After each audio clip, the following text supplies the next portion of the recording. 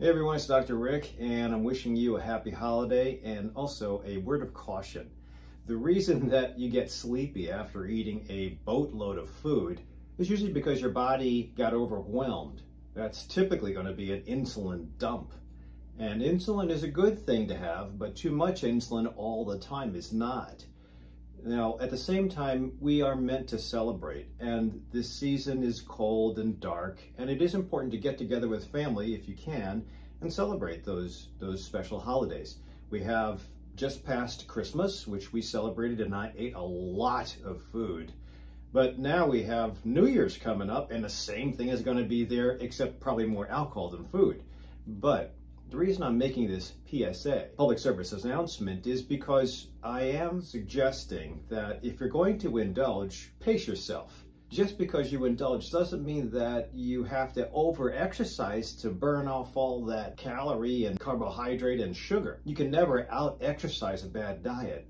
In fact, you'll get hurt before you get any of the weight off that you just ate. I want to say that it's important to celebrate. It's important to be with family. It's important to show your love and support for family and the fact that they're there for you, or you're there for them. But bottom line is that there's some great times to rejoice. But I would also say that moving forward, if you're rejoicing and or rewarding yourself with having a pizza slice because you were strict on your eating habit and cutting back on carbs and food restrictions or calorie restrictions or timing restrictions, and you reward yourself with bad food because of the fact that you stayed away from the bad food, that's just counterintuitive. My suggestion is think about other things to reward yourself with. I just worked with Annette Lecitra, who is a chef and nutritionist with a patient of mine, and we had tag teamed my patient to bring out the best in him.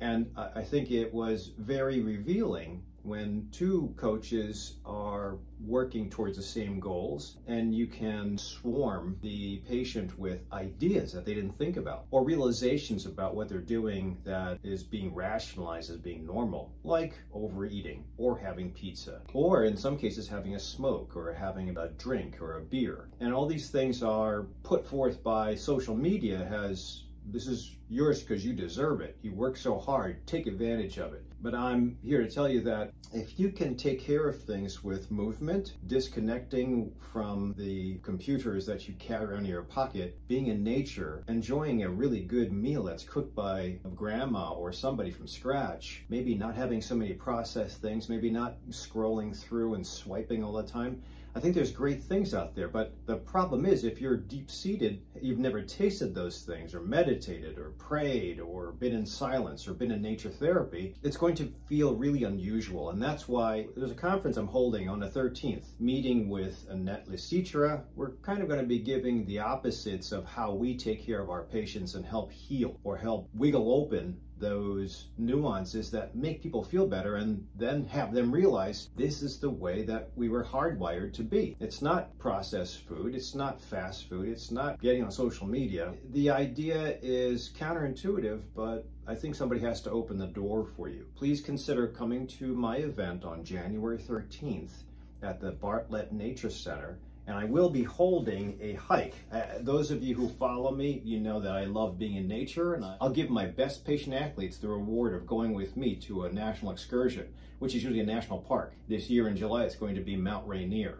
I'm not taking everybody to the top, but I am taking people to some summits that are going to be really cool.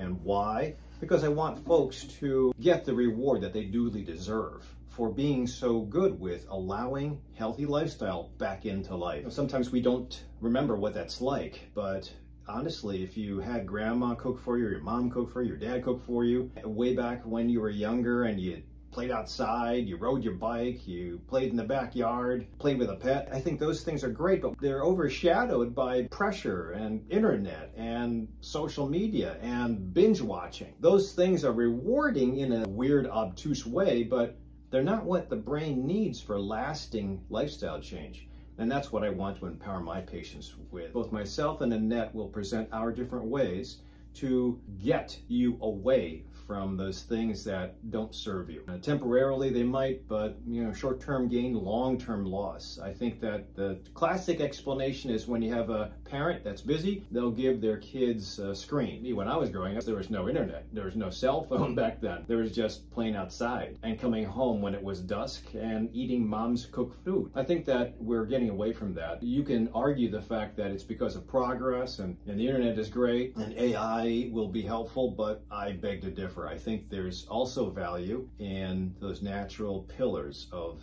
healthy lifestyle, movement, whole foods, decent sleep, and some form of family belonging and togetherness. Enjoy yourself this season, but also be proactive. In 2024, you can take control of those things that you feel yourself as being a prisoner to, but it takes a little bit at a time. I think the first thing is the first step, which is just admitting that there might be a better way. Please come out to my conference and see what you can learn. Bring all your questions, bring your vitamins, bring your nutrition labels, and we'll do our best at providing you a way out of being so stuck, and hopefully a different alternative. Thanks for watching, stay healthy, and happy holidays.